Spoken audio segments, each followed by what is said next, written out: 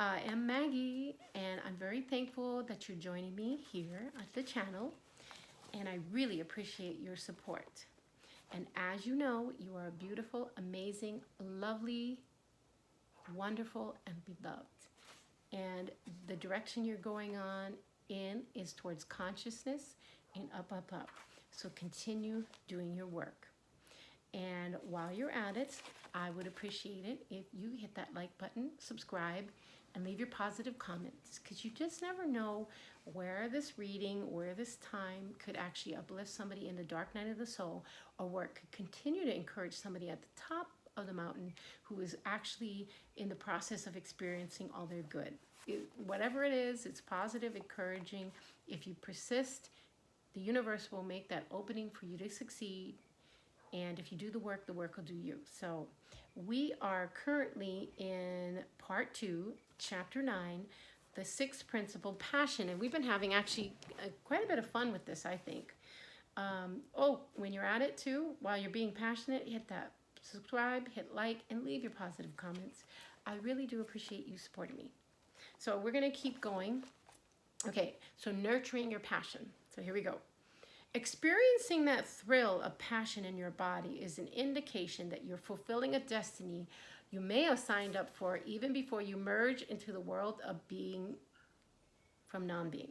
So what's really interesting about this is, like, when you start getting into your passion, you start really being grounded in it, you feel so alive, so passionate, so enthusiastic. It's amazing. You feel at one with the universe. You know you're on the right track.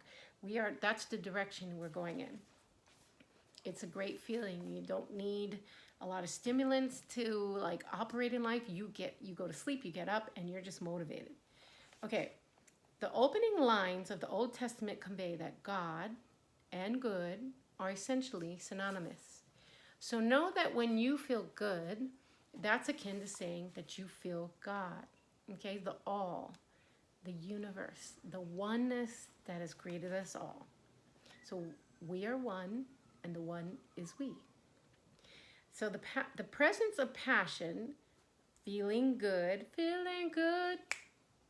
like I should. Okay, so the presence of passion, feeling good, is also the same as having God awaken within yourself. Think of this awakening presence as something you need to continuously pay attention to and nurture in order to prevent it from either going back to sleep or disappearing entirely. So that's our thing. We're waking up others through doing our work, and we want to stay awake. We want to stay connected to source. So in other words, you must keep this passion ever present on the front burner of your life, right? I encourage you to spend as much energy as you can reaching out and helping other people. Recall Lao Tzu's message that your willingness to receive blessings is related to your ability to give them, that give and receive, right? So when somebody's trying to give you something and you block it, you don't let it come in, you're literally blocking them from their blessing. And you also don't want to always just be giving. You want to give and receive, and you want to learn how to be in the giving side and the receiving side. There has to be balance. Okay, so I know that I feel the greatest passion when I'm in the process of serving others. Many of us are experiencing this, the service to others effect, okay? So giving money to individuals to finance dreams that otherwise would go unfulfilled, or sending books and CDs to hospitals, prisons, libraries, and schools is always a thrill to me. Even taking my 92-year-old mom out for dinner, just the two of us, sending waves of pleasure down my spine. So those are just a couple ideas, people. Giving to others is a great first step in finding your passion. Recently, for instance, I had the opportunity to spend a morning in a first grade classroom.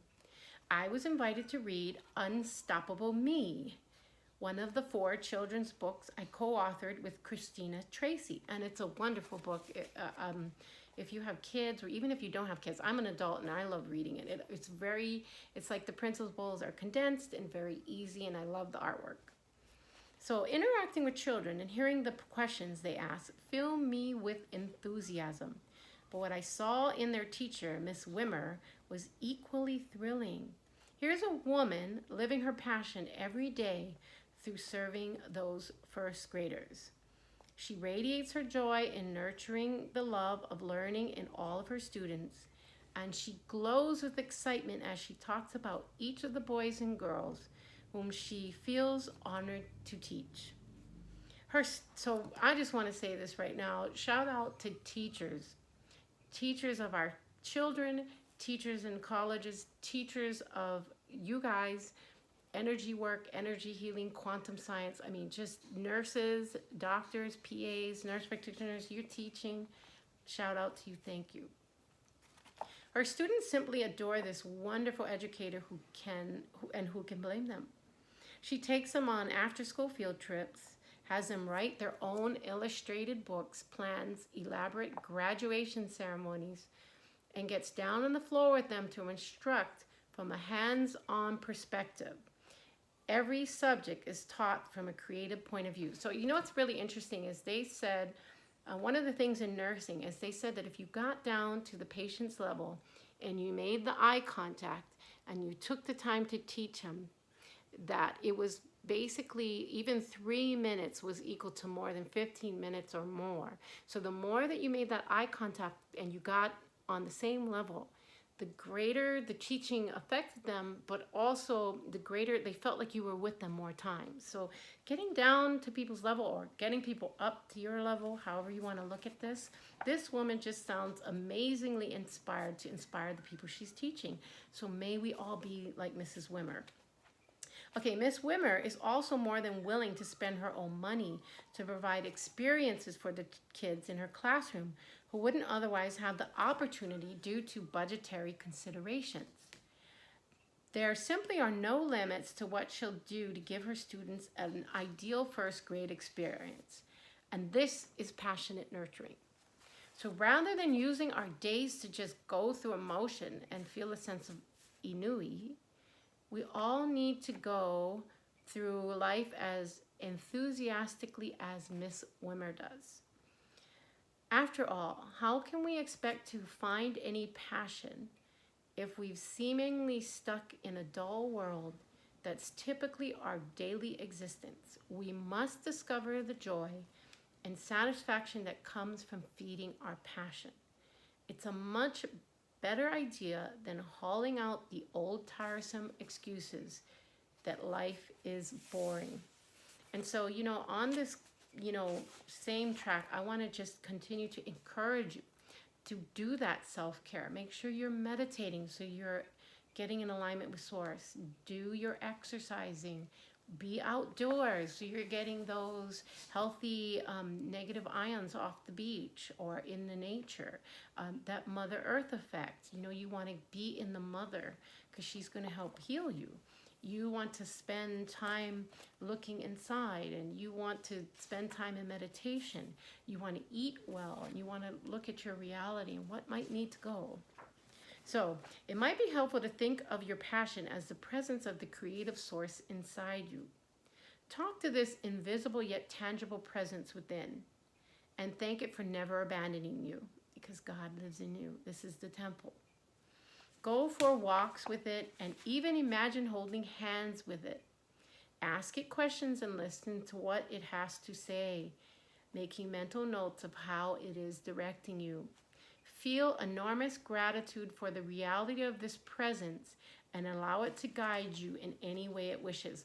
Really, too, that's very powerful to keep a notebook. So when you do get a download from your time, if you get a download, like sometimes I'll grab my phone when I get a download and I just type it in what the creator is telling me. And I can go back and, because a lot of times once that message comes, if you don't jot it down, you kind of don't remember.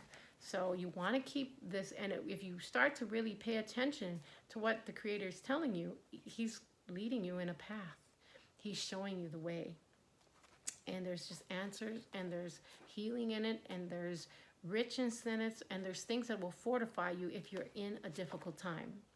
So always remember that your passion is evidence of God within, and you can make it your own very private experience.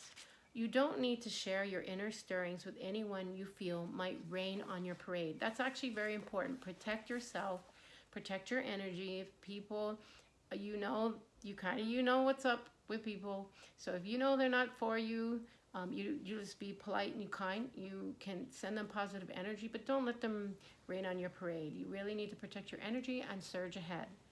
Feel enormous gratitude for the reality of this presence and allow it to guide you in any way it wishes. Always remember that your passion is evidence of God within, and you can make it your own very private experience.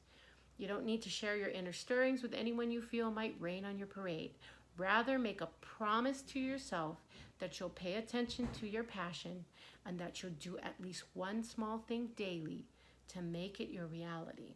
Okay, so make a promise that you will pay attention to your passion.